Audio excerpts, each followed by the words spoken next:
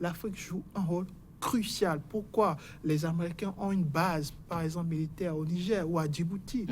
C'est des questions qu'on doit se poser. C'est parce que, justement, l'Afrique représente un intérêt fondamental pour les Américains. Pour revenir au fond de cette visite, Anthony Blinken évoque plusieurs raisons, notamment la sécurité, c'est-à-dire mener une coopération sécuritaire offensive sur le continent pour contrer justement la montée du terrorisme et du djihadisme, mais aussi un apport économique par rapport à ces pays, surtout du Golfe de Guinée, qui ont besoin d'un soutien économique pour contrer efficacement le terrorisme.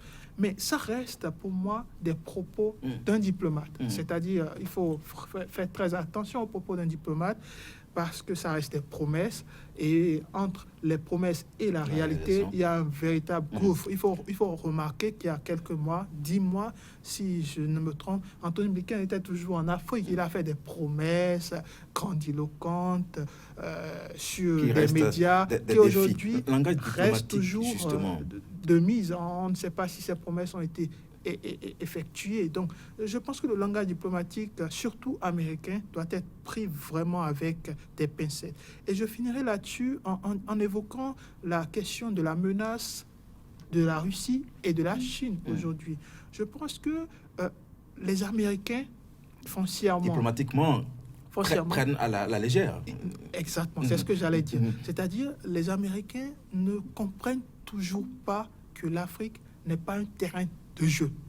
Ce n'est pas un terrain de jeu où chacun viendra tirer le drap de son côté. C'est plus du tout le cas aujourd'hui, parce que comme vous voyez la Côte d'Ivoire qui reçoit en grande pompe Wang Yi, le ministre des Affaires étrangères chinois, pour bien entendu préserver ses intérêts économiques, préserver ses intérêts liés à la lutte contre le terrorisme et pour la sécurité bien entendu, et que derrière ils reçoivent aussi Anthony Blinken. Vous avez remarqué que ça ne s'entend pas. Au fond, ça ne s'entend pas.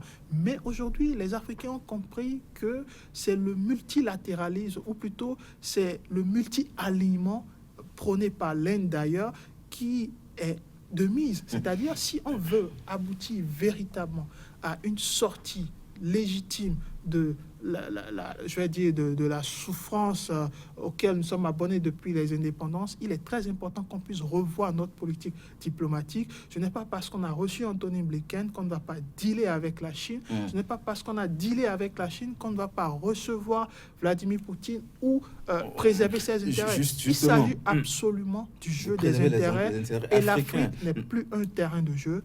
L'Afrique aussi a ses intérêts et il est très important que ceux qui viennent de l'extérieur puissent l'assimiler dans tous les sens.